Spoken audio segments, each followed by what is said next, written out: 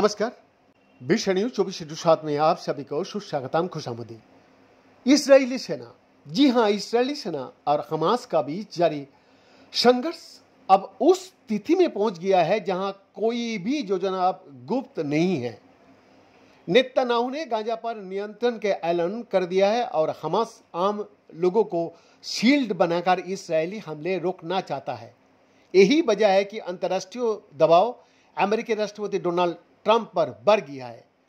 इसीलिए ट्रंप ने दोहरी नीति अपना लिया है और इसी नीति ने यूरोप में वैचारिक मतभेद खड़ा कर दिया है। तो अब सवाल अगले एक्शन का है कि वो क्या होगा। गाजा का अंतिम दक्षिणी सिरा राफा है, जो फिलिस्तीनियों का पलायन तक जिंदा रहने की आखिरी उम्मीद वाला शहर है, लेकिन ये शहर अब जमींदोज होने का कगार पर आ गया है। गाजा पर एक कार्रवाई इस्राएली सेना ने ऑपरेशन गिडियंस चैरियट के तहत कर रही है और हैरानी की बात यह है कि ना तो इस्राएल के इस ऑपरेशन पर ट्रंप कुछ बोल रहा है, ना ही उन्हें इस संहार कार्यक्रम से कोई फर्क पड़ रहा है, जिसका साफ मतलब है कि ऑपरेशन गिडियंस चैरियट को ट्रंप का समर्थन है।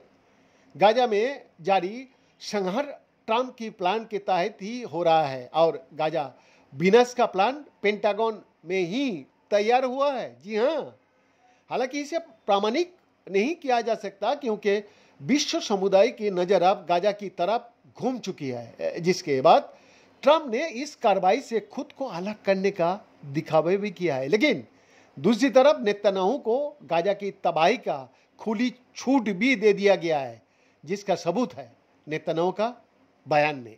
इस्राएल का पीएम बेंजामिन नेतन्याहू ने कहा कि अंतर्राष्ट्रीय दबाव के बावजूद हम गाजा पर नियंत्रण रखेंगे और इस स्थिति में गाजा पर खाद्यान्नों का संकट मंडरा सकता है, इसलिए हम सहायता आपूर्ति पर लगी रोक हटा रहा है। और इस बयान के अनुरूप इजरायली कार्रवाई में दिख भी रही है। ये रोकी गई सहायता है जिसे शुरू किया जाना है। तो दूसरी तरफ इजरायली सेना ने गाजा पर विध्वंसक हमले भी जारी रखा है। बीएन का एक्सक्लूसिव रिपोर्ट, विश्व न्यूज 24/7 रांची।